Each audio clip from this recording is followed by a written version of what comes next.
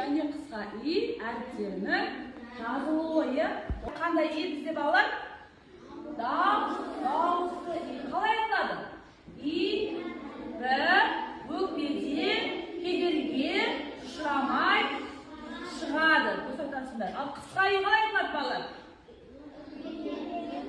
Қысылып шығады, қысқа айтылады. Олай болса біз жайы қалай білдің сен оның жайы екенін? Алдында қандай әріп тұр? Қандай әріп тұр? Жарайсың. Апара ғой.